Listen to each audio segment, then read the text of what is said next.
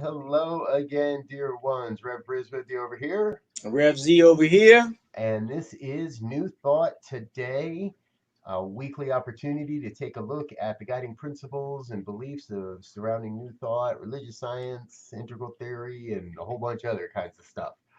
So, we're going to be here for about an hour today. Go ahead and grab yourself a beverage and grab your seatbelt and kick in and relax, or just get on the edge of your seat because we're gonna dive in pretty deeply here today into this thing that we're calling, that we know as religious science. So, Z, how are you doing out there today? Oh, doing well, doing well. Trying to, in reality, trying to actualize these principles in my life. Because that's one of the key or the cornerstones of religious science is that we practice these principles in our lives so that we begin to really know, understand, and have a approach to activating them so that we can be the best that we can be, so to speak. Exactly. Yes, yes, yes. So, all right, folks. Well, let's get you caught up with the conversation so far. What we're doing here currently is we're looking at a series of statements that was originally created and brought forward by the Centers for Spiritual Living in 2010 or 11 or 12 or somewhere around about that. And it's a series of 10 statements. It's called Our Global Vision. And it starts with a very simple process, or we believe it's a pretty simple principle. We envision all people, all beings, and all life as expressions of God. Plain and simple. That's what is happening here. There's one thing, and that one thing is guiding us and directing us, and is the power and the presence that we are allowed to use to create the life we truly desire. Now, along with that, we just started last week to introduce the idea that the second piece of our puzzle here, if you will, is this statement here. We see a world in which each and every person lives in alignment with his or her highest spiritual principle, emphasizing unity with God and connection with each other. A world in which individually and collectively we are called to a higher state of consciousness and action. That's a pretty Whew. big statement. Yes, it is. A lot going on. Exactly, a lot going on. And what we want to do here today, folks, is we want to dig into this a whole lot more deeply. We want to get into exactly what it is, what this means, and break this down bit by bit, if you will. Now, in order to do that, we do want to also say a quick thank you to the New Thought Media Network for having us here today and making this programming possible. New Thought Media Network and the New Thought Radio are a couple of great ways to increase your vibration and get yourself grooving and moving to New Thought Radio. And this show specifically, New Thought Today, comes to you every Tuesday at 2 p.m. Mountain Time. So thanks to everybody over there for making this possible. Okay, so back to our topic here, Z. Dig in with us here a little bit. Let's read this one more time. We see a world in which each and every person lives in alignment with his or her highest spiritual principle. Okay, that's the first part. We emphasize unity with God and connection with each other, and a world in which individually and collectively we're called to a higher state of consciousness and action. Why don't we break this down and just take that first phrase there? A world in which each and every person lives in alignment with his or her highest spiritual principle. Sure. And I think, the good thing I find about these principles here is that they build upon each other. And so we have that first principle that speaks to the whole idea of everything being a uh, reflection of the divine. Everything is being a reflection of that. And so that first part of this next statement about alignment says that we have to begin, once we've understood that we're all part of this great thing called God, called life, for us to fully actualize within that principle, we must align with it. We must understand how the principle works, what we need to do to get in alignment, and what it feels like when we're not in alignment. or what manifests when it's not in alignment. And that's key because it allows us, as they say, to know when you're in the flow and when you're not in the flow. Right. It's easy for me to know when I'm out of alignment because what's going on is not what I want. Like, wait a minute, how the heck did this happen? Well, you know, oh, hold on a minute. And it reminds me that yeah, there are times where my thinking, the thoughts I'm sending out into the universe, that my own personal belief system does not fully line up with the truth, Yeah. with the absolute truth, with the oneness that is God's life that's expressing itself through and as all of our lives. We're going to continue to get into that. So, yeah, this is right. It's that piece of, and well, I'm a skier. I've always been a skier, and most people know that the objective at skiing is to get from the top of the mountain to the bottom of the mountain. And the better you get, the faster you're able to do it. So really, the objective is to get from the top of the mountain to the bottom of the mountain as fast as you can, having the most fun as you can. But you can't do that in a straight line. You can't do that directly. You have to kind of move over here, take a little jaunt over there, get a little rhythm going here. And my point is, we're constantly seeking that alignment. We're Yes. constantly seeking Yes. that truth that says, hey, that works pretty good. Now I need to come back over here a little. Or, oh, hey, that didn't work so good. What can I do to bring myself back into alignment? Z, Right. what's your practice for when you realize that, hey, man, I'm out there. I'm on the wrong side of the skinny branches at the moment here. Yes. And for me, it's very simple. My guiding principle, my holy scripture, if you will, is nature.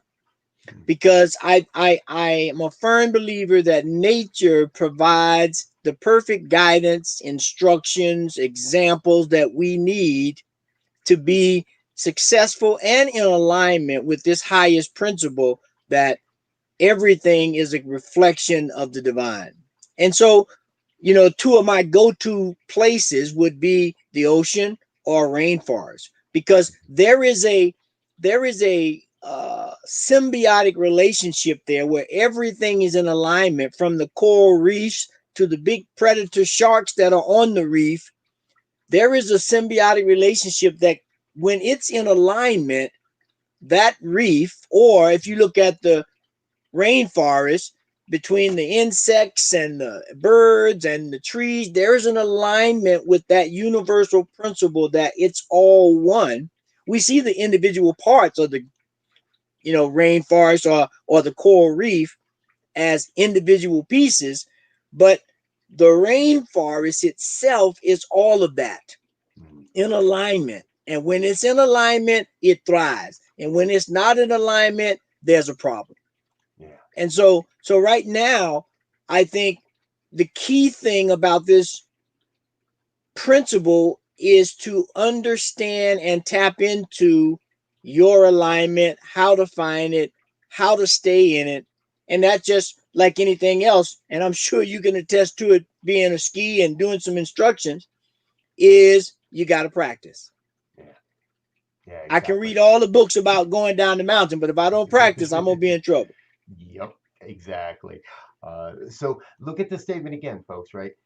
A world in which each and every person lives in alignment with his or her highest spiritual principle. So we believe the highest spiritual principle is oneness, and you will interpret that, experience that, express that, share that, live that in different ways. In different ways than the rest of your family, your Right, partner, right. your friends, your colleagues. We're all sort of making it up well, not sort of, we're all making Yeah, it up as we yeah, go along. yeah.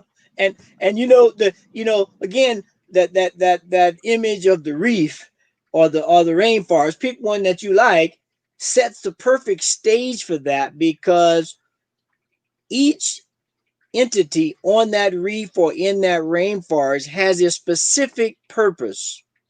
In addition to being globally connected to the rainforest or the ocean reef itself, there is a specific part that each plays. The reef plays a part, the crabs, the the big fish, the small fish, the shrimp, the octopus. Each one of them has a different role, but together they make up a living thing called a reef.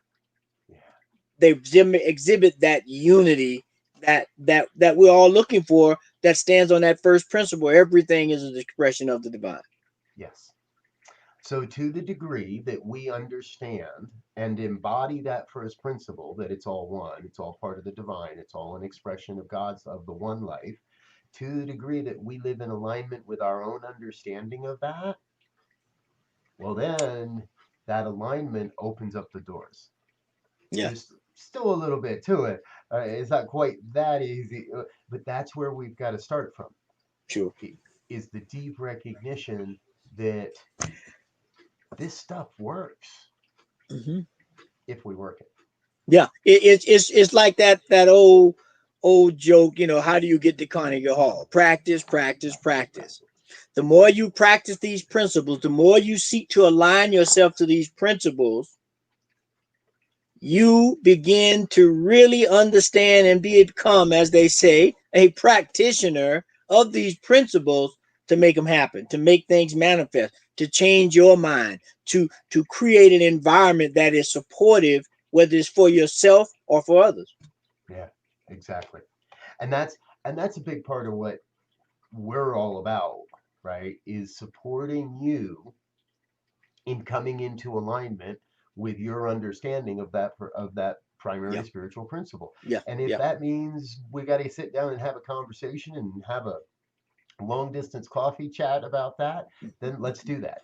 If that means a class for you or a Sunday morning talk or adopting some sort of practice, but Z said it, I'm going to say it, we're going to keep saying it. The development of your own personal practice, your individualized personal practice, because you can't do what I do. Right. You can try to emulate, you could try to mimic how much time I spend in meditation each day versus how much time I spend in prayer, and what days I do what practices and which days I might not or skip that or this or the other thing. Your practice is yours and yours alone, and it must be unique for you, Right. Yeah. right? And there may be, as they say in mathematical terms, there may be some intersection where we do these same things the same way relatively at the same time, but even in that there's nuances. And so that's where you begin to uh hone in and begin to gravitate. Actually, you will begin to gravitate to those things that work and those things that don't work. Right. Because if you try to force it, that you can't force the alignment. Have you ever had a door or something that was off the hinge a little bit and you tried to force it closed? You had a bigger problem at the end of the day than you did in the beginning of the day. And so it's the same thing here when we begin to align with this principle of oneness and connection and interrelationship between everything that exists to the supreme principle of the divine mind of God. Yes. Yes, yes, yes. Amen. I hear you, brother. Right on. And folks, we need to take a quick break here and just remind ourselves that this is New Thought Today. This is a religious science perspective of an integral approach to New Thought. It happens every Tuesday at 2 p.m. Mountain Time here on the New Thought Media Network. If you're just joining us, my brother Reverend Elzia and I get together and we're looking at the principles and the practices of religious science, New Thought, integral theory, and how are they relevant to our lives today. So, in this moment, what we're talking about is this principle of being aligned with our own understanding of the principle of oneness, Mm-hmm. of our unity, and really our unity with God. So, what we want you, what we're inviting you into here is over time, over several weeks, we're going to continue to share on these various principles, and we're going to invite you to be a part of it and to share along and to comment in the comment box. Send us an email. And you can send that to info@ntmedia.org, and we'll have that in the show description links. There's lots of ways to get together with us and connect with us, but the important part we're inviting you into is to contemplate for yourself, how are my practices, what's going on in my daily spiritual practice, if that is the primary avenue through which we align with the greater truth of what is in the world. Yeah, yeah, and that as we look at the other part of this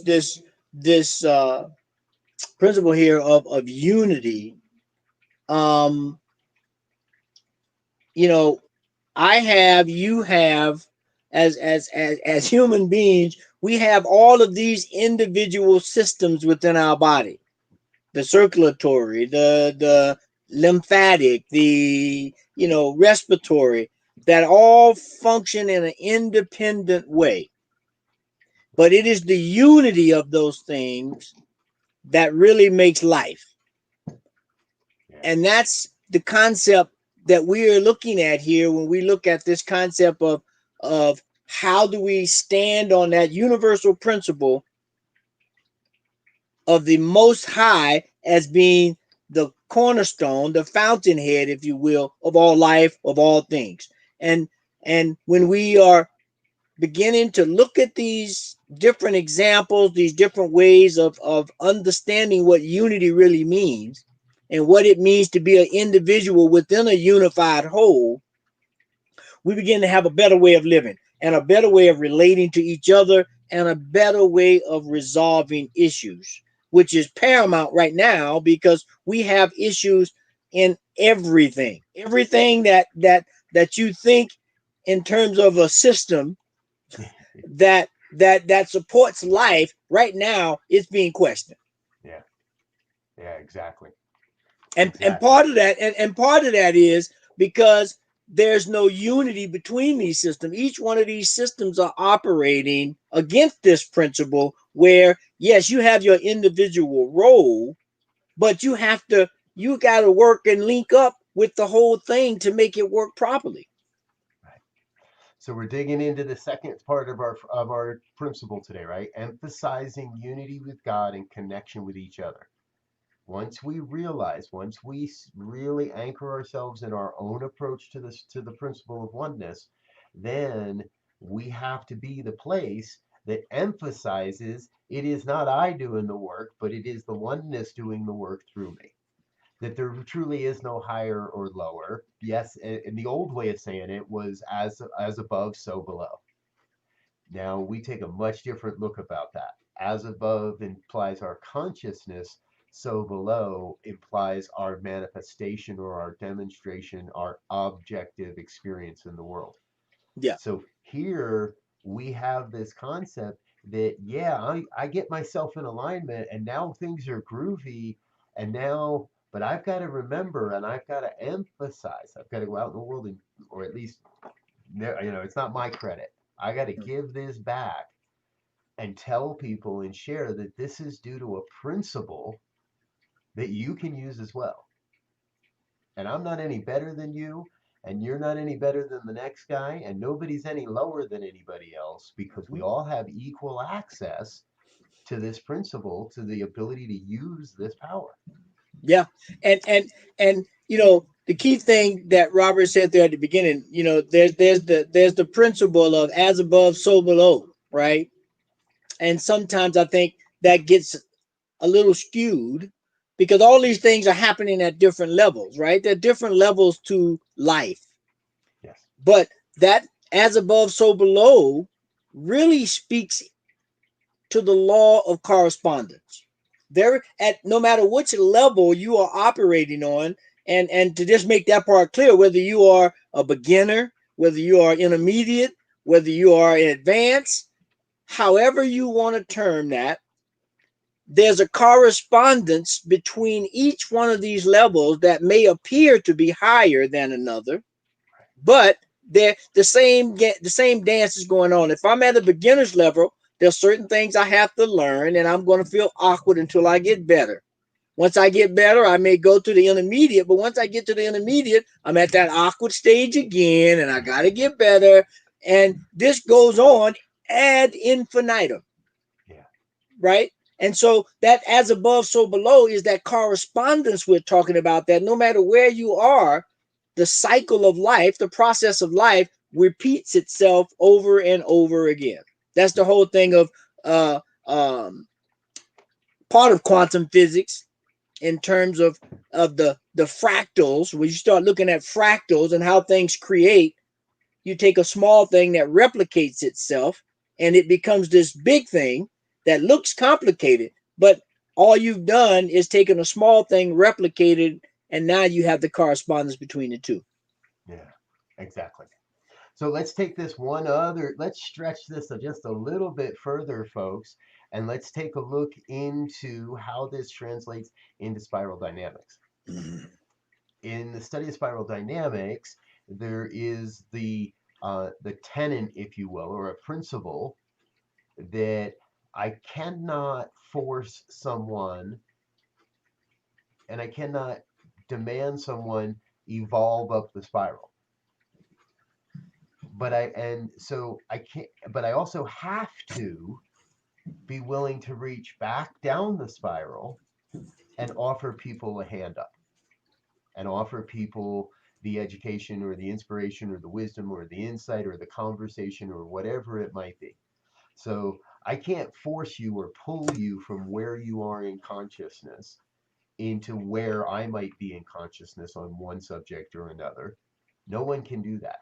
Now, I also similarly, I can't stop you from evolving, from growing, from learning, from coming up the spiral, if you will. And what we in that philosophy, what we look at is that life is forever spiraling upward and outward, Yeah, expanding and expanding upward and outward. I correlate this with Holmes's concept of being open at the top often. yeah, yeah. So here we are in the spiral. It is my duty, actually, to offer you a hand up. So they call it transcend and include. I transcend my old limited form of thinking. I transcend my old way of looking at life, of God, of spirit, of my connection to the divine. And I include everything that came up to that point. And I offer to bring what was, not eliminate it, not just deny it from my life. Hey, I did those things back in the 70s and the 80s and the 90s. I did a lot of things. Don't need to bring them forward, but I need to honor that they supported the movement to where we are today. Right. And the perfect example of that is life itself, right? Right. You take an infant, uh, there are things that they're doing and learning and whatever, and then 5 years later, they're not doing those things anymore. Now they've incorporated the lessons that they've learned from that, Right. and some of it still may be around, but they've moved on. They've spiraled out of that particular state level, however you need to frame it to get a conceptual concept. But from conception to wherever you are right now has been a spiral that has gained information each year around the sun, as they say, Mm-hmm. and you have incorporated new things, new ideas, new practices, and in some cases, you've said that was working great when I was 3. I'm 23 right now, or I'm 33, or 53, and that ain't working too well for me right now. Right. And so we begin to fall into this alignment thing, and we can see that if we're still using practices, techniques, ideas, whatever it is that happened at one stage of our evolution, it no longer works at this upper level because they're out of alignment. Right. And that's why that alignment and that ability to self-check, if you will, to look at ourselves and understand.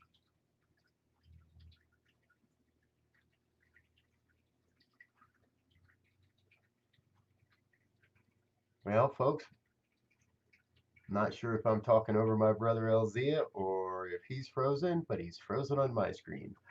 We're going to see playing without a net live on the internet. Life is good. Somebody who's watching, give me a shout out on the comment box if you will. Let me know what you're experiencing on that side.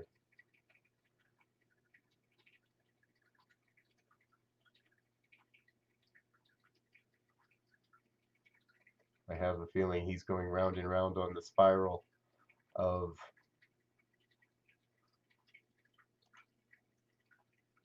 my network says connected. All right.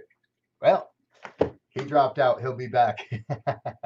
um, so as he's talking about, right?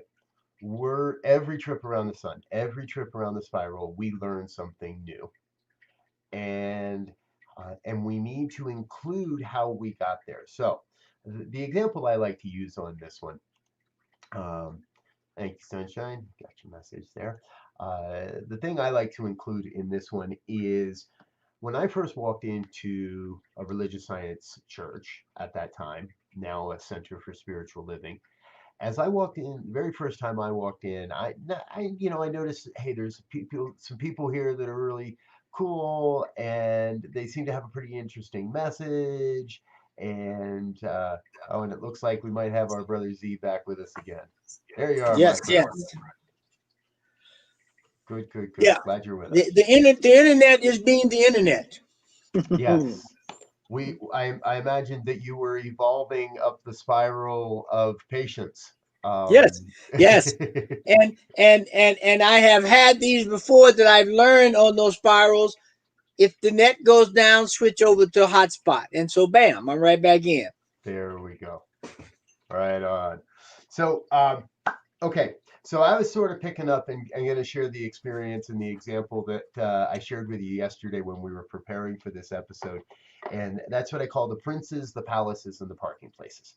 Yes. So when we're first learning this philosophy, and we're first learning how to use these principles, how to use this stuff, we come into a religious science church, a center for spiritual living, much like I did, and you were immediately taught the power of our own word, the power of our word to create a resonant vibrational environment that attracts into our lives the conditions and experiences necessary to manifest the life we truly desire. We call it prayer. A lot of people do. Spiritual mind treatment, a scientific way of conditioning ourselves to believe that which it is we desire. And in order to do that, we need a goal for people to attain, something they can demonstrate and say, look, this is directly because I was doing all this prayer work, all this mind work, so all these spiritual mind treatments. And oftentimes, when people find this philosophy, many times they're in some sort of life stress, let's call it. Maybe they're freshly separated from in a divorce, or separated from a boyfriend or girlfriend, or there's financial concerns, or people generally go to church when things are at their lowest, is when they're most likely to experience something new. Mm-hmm. And what we've done for the longest time as religious science is teach you that the power of your word can change the conditions of your life. And you can get a parking space when you need it at the mall. You can demonstrate a new love in your life. You can manifest money or a job or a home or whatever it is that is your concern, that you can demonstrate and manifest that. And that is a powerful, powerful part of the process, because it's in that process that we do prove to ourselves, I can do this. This stuff really works. If I really develop a practice, then I can have this happening all the time. I can Right. have the life I truly desire. Right? See, how have you seen it work in your life? Well, just to set a little stage there, because I think you did a great, excuse me, job of explaining that. But I think I know for me in the very beginning, it was hard to separate the idea from the thought. So, because oftentimes when we say, there's power in your spoken word, well, the idea is a self word. It is a word, and it begins to evolve. And so, so when we say speak our word, part of that also is how are you manufacturing, if you will, or creating ideas or thoughts in your head that ultimately become spoken, because Yes. there's a continual, again, we're talking of this spiral, this this connected way of alignment that makes things happen. And so I'm sure each and every one of us can think of something that we had an idea about it, then we verbalized it, then we made some steps or some actions to put ourselves in alignment with that idea, thought, and word. And over some period of time, and we all have different gestation periods, if you will, whether it's a tomato plant or an infant or whatever.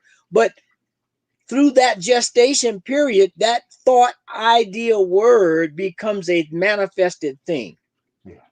And that is where we begin to introduce or bring forward the science part of religious science, is where we begin to practice these laws, implement these principles in our lives, and then we take notes, whether they're written notes or mental notes. We take notes to begin to understand, when I do this, this happens. When I do that, that happens. Now, we know that we live in this world that has invisible forces, electricity, let's say. Mm-hmm. No one has ever seen electricity, ever. They've only seen the results of electricity, whether it's a spark, whether it's the radio or the computer working or whatever. And it's always flowing. But to get it to work, we have to cut on the switch. There's an action involved. We got to cut the switch on to get into alignment to make it happen. And that's where we are every day. And every evolution around the spiral, or around the sun, if you will, we are looking to figure out how to stay in alignment so that when I cut the switch on, I get internet, let's say. And so now we begin to practice that, and we get better and better and better. Yeah, exactly. I love how you put it. And yes, you're right. There's no question. We experience our perception of the end result, Yes. of the effect of our own thinking, cause and effect. Yep. And I love that there's a statement that Ernest Holmes makes, right? That he refers to God as that one self-existent cause that is forever taking on form, and then abandoning that form in order to take on new form. Yeah. So no matter what's really happening in our lives, no matter what's going on, the things that are crumbling, the things that don't work, the things that might have served when I was 3 rungs down on the spiral, when I was 3 loops, that was 30 loops ago, that worked for me. Now I can be okay with letting all of that go, because the creative principle will not allow for the void. The creative principle must bring forward something new and demonstrate something new, and that new thing is going to be influenced by the beliefs that I hold in the moment. Yeah. And again, you take me back to nature, because you take a hermit crab or a nautilus, they find a shell. Hermit crab gets to the point where he gets too big for that shell. He needs to abandon that shell and go find another shell. And that process goes on and on as he continues to evolve and grow. The container, the understanding, the practices, if you will, putting it in our human life as that shell. When it gets too small, we have to go and get another shell. Same thing with a nautilus. It starts there, but as it grows, it needs a bigger shell. It needs a bigger container. It needs a bigger place to operate from and live in. And that's what we're doing here. Yeah.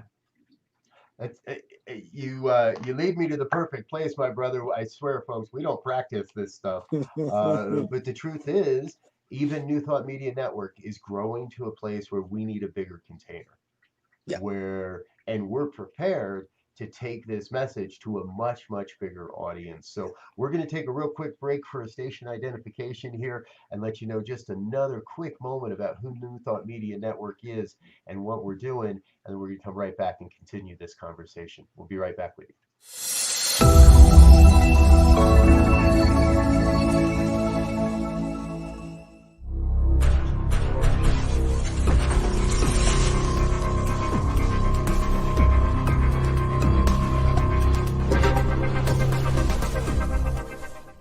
New Thought Media Network.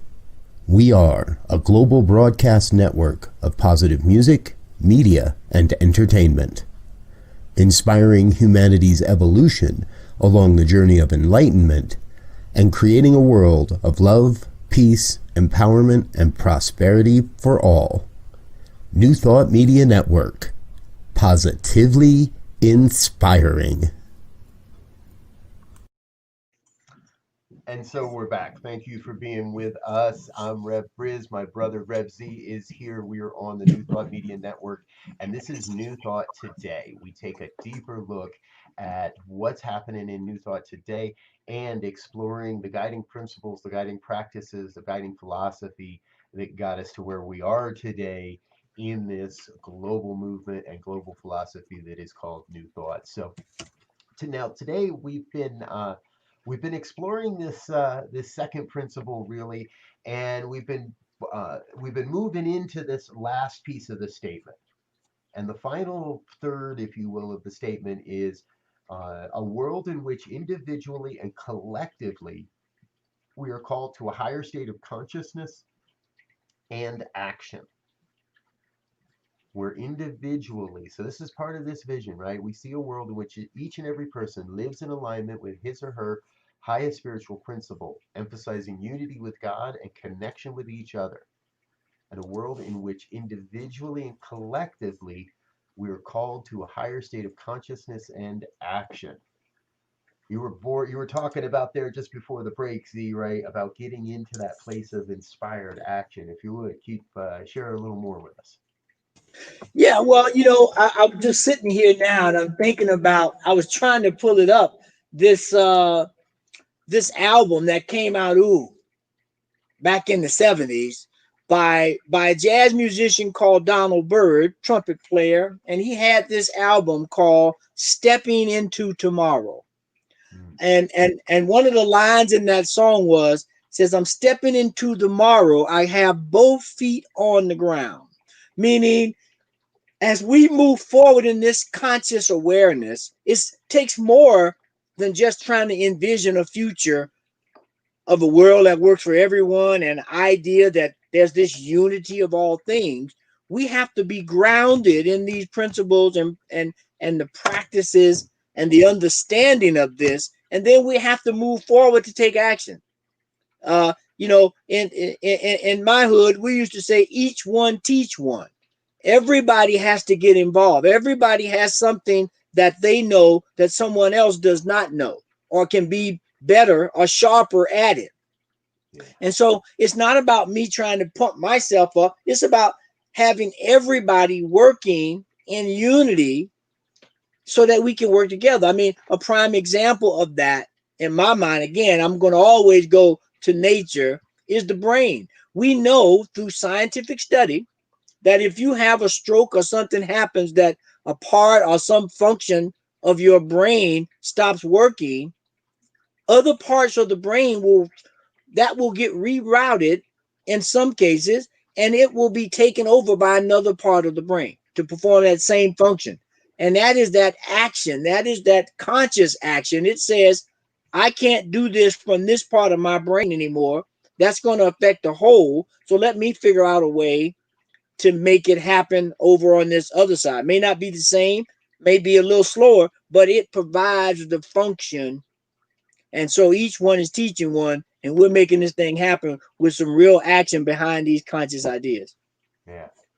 I love how you share that. Exactly. Each one teaches one. Yeah. Right? And we're being called to that same thing, folks. And for a long time, religious science, New Thought, there was a very fundamental, I'm going to call it that, fundamental perspective that we just do our work in our own consciousness and that's it.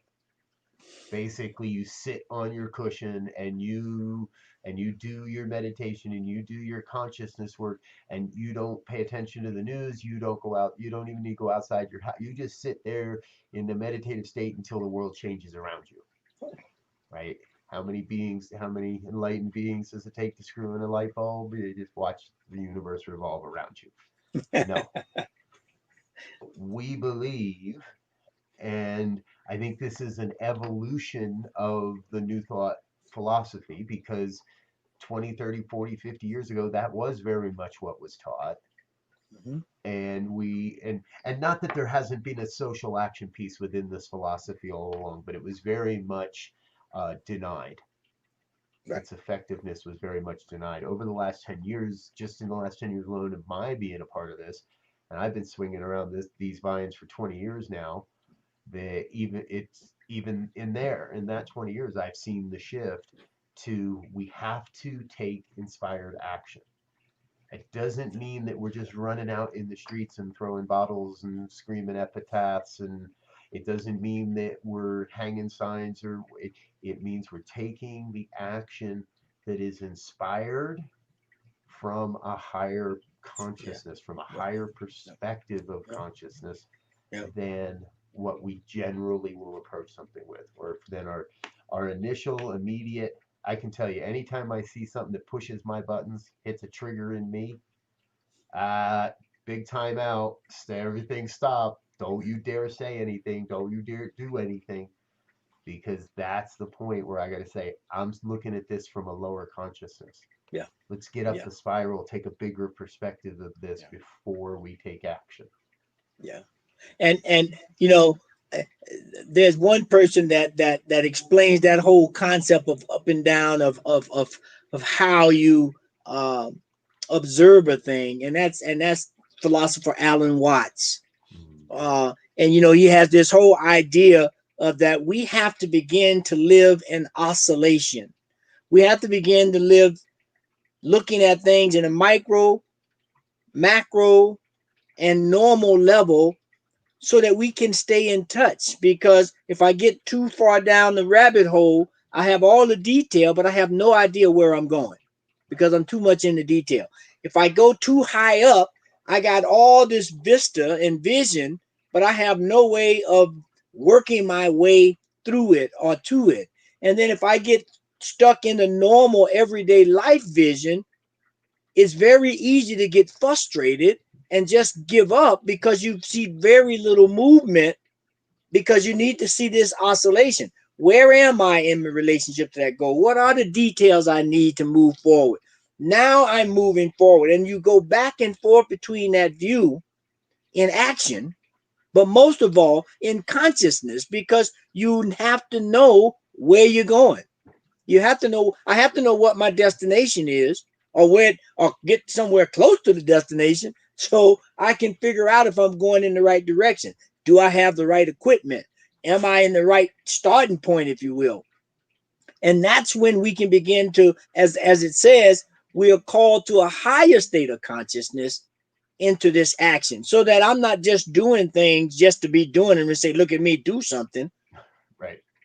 If it's not solving the problem, or if that's what we're trying to do, then it's a hindrance. You either, Right. as they say, you either in the way or you're on the way, one or the other. And if Exactly. we're trying to do conscious actions, we want to be on the way, On the way. Exactly. not in the way. As you're sharing there, I'm reminded, right? It was the best of times, it was the worst of times. The truth is, and we've seen that over the last 7 months here. Yeah. We have, and I can point to countless demonstrations over the last 7 months where life will give you exactly what is necessary for your highest and best good. Will give you Yeah. exactly what is necessary for you to make that choice. Am I going to look to the good, or am I going to stick my head in the sand and look for the not so good? Yeah. Yeah. And that's key, because sometimes when we get these things that don't feel too good, don't look too good, we take it personally, and that's okay. But we have to remember that primary principle, that there is a unity of one, Mm-hmm. that everything takes its chance or its place in the hopper to be the catalyst to move the thing forward. And so sometimes we're in those positions to create a stir, to make a point, to raise our hands, to make the whole thing wake up, to move smoothly, to emphasize the unity of oneness, and that there's nothing in the universe that happens in isolation. Nothing. There's always something before it and after it and all around it while it's going on. Yes. And For when we every can operate from a experience, higher conscience, we can see that. right. For every action, there's an equal and opposite reaction, right? And Yep. and I stepped on you there at the very end. I apologize, right? What he's saying is, and that is what allows us to look at life from a higher consciousness. And when we take that higher perspective, then we're led to an even greater vista. And Exactly. it's as we're sitting here, I'm reminded of the story, an old story, and a Taoist man, a Taoist teacher is in the woods. He's chopping wood, and someone comes along and says, "Hey, there's a war. Isn't that a terrible thing?" He says, "Well, we shall see." And then shortly after that, someone comes to him and says, "The soldiers are coming into town. And isn't that a terrible thing?" He says, "We shall see." His son is conscripted into the army. Isn't that a terrible thing? We shall see. His son breaks his leg first day of training and is sent home and doesn't go to the war. Isn't that a great thing? Yeah, we shall see. Right? We have to be willing to take that longer view, to not jump to the conclusion that everything is right or wrong, good or bad. This means this means no, that. Yeah. No, Yeah. this thing happened. Whatever the event is, it happened.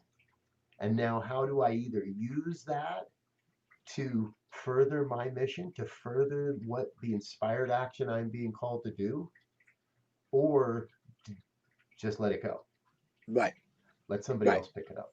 Yeah. And see, you remind me of another story now of the two Buddhist monks who walking down the river and they have this vow of celibacy.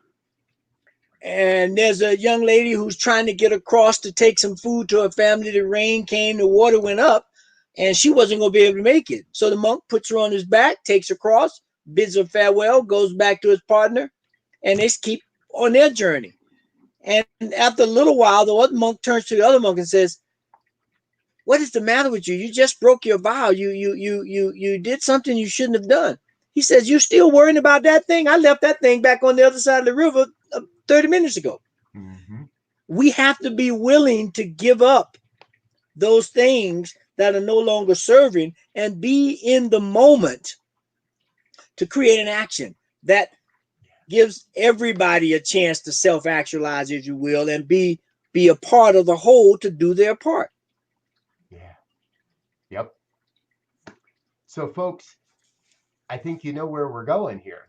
What is your calling? What is that inspired action for you? How are you prepared, or maybe need a little help getting prepared? But what we know is there is a higher calling within you that you are being that spirit is calling you to bring forth into the world right now. And after Yeah. this quick break where we say thank you to our sponsors one more time, when we come back, we're going to share a little bit about how you can tap into that higher calling and what you can do with it. So give us just another 45 seconds here for another quick thank you to our sponsors, everyone over at the New Thought Media Network. It is so wonderful they're a part of us. And New Thought Media Network's more than just video. We've got a 24-hour a day, 7-day a week radio station. Let's learn a little more.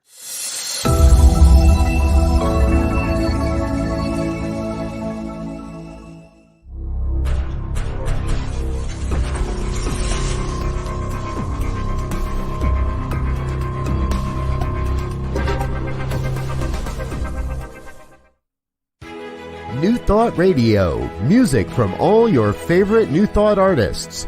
From Jamie Lula, Karen Drucker, Gary Lynn Floyd, Ricky Byers, Daniel Namod, Eddie Watkins Jr., and many, many more. 24/7 New Thought Radio. Positively inspiring.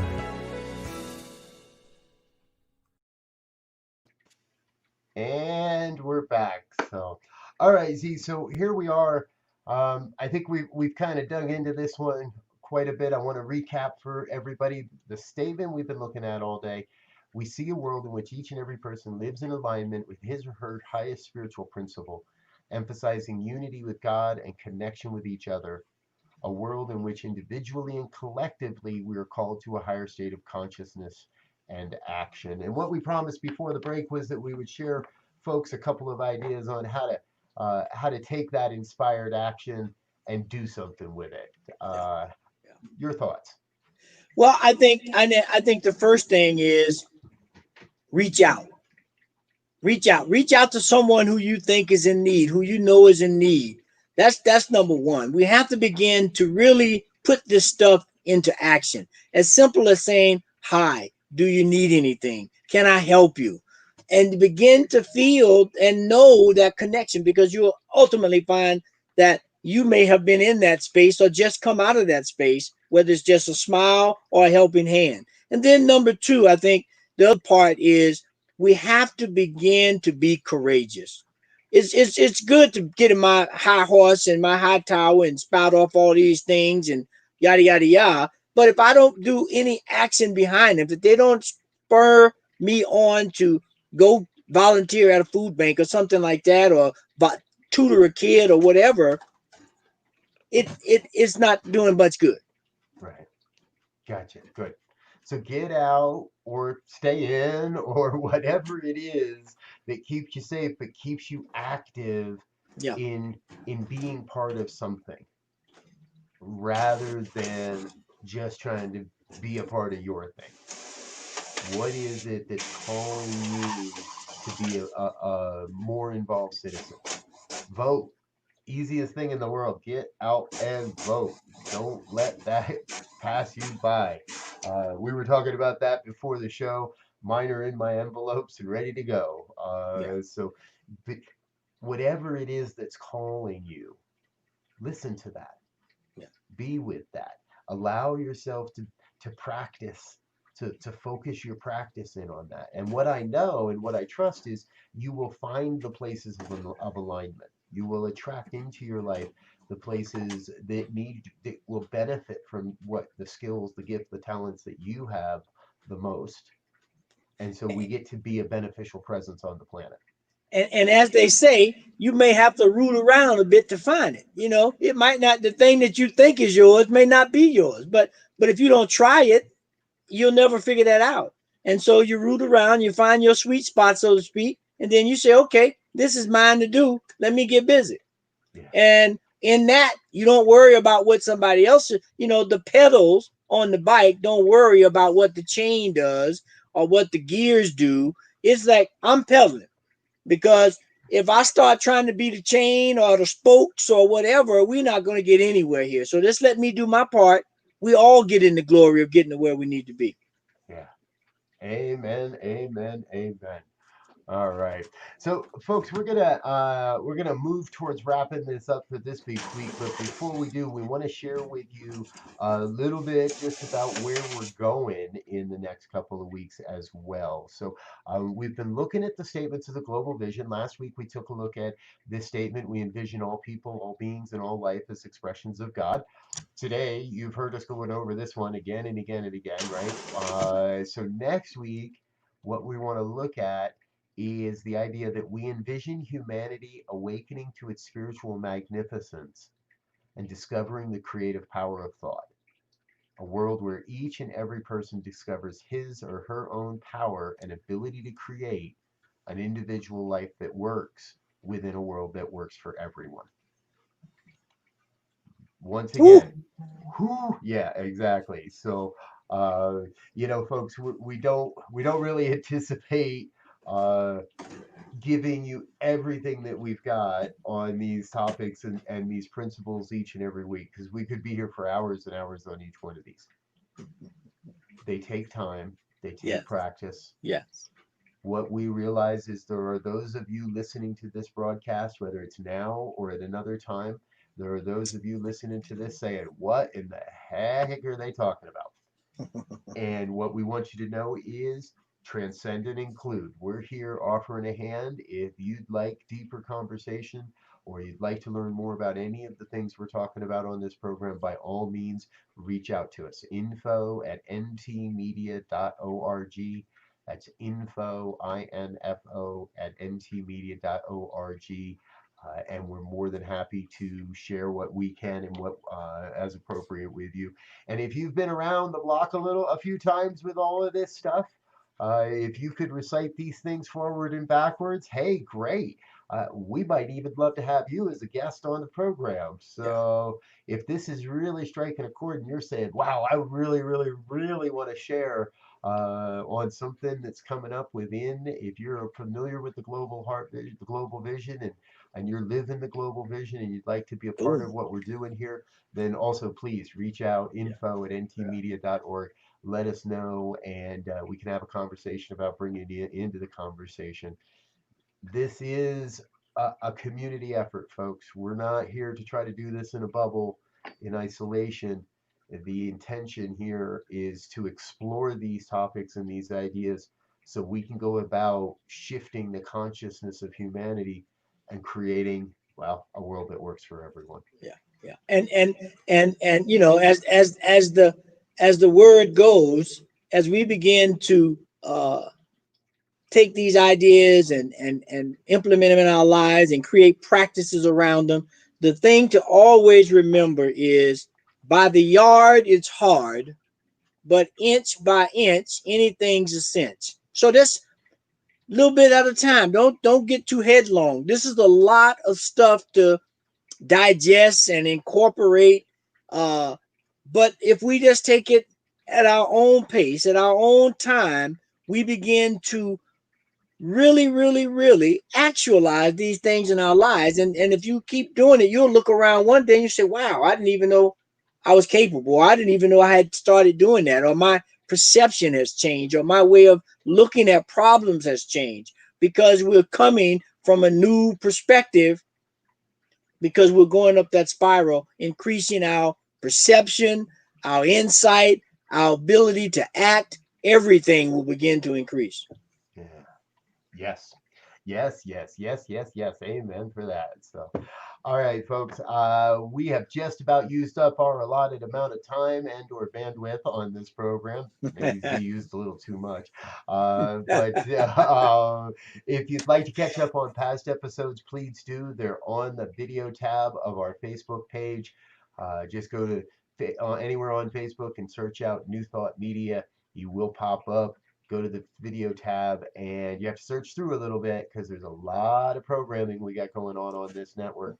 We're up to about 15 hours a week right now in live. Well, no, 16 with this program now Yeah, yeah. of live broadcasting a week. So search through there, and you'll find our past episodes. Catch up on the what we've talked about thus far.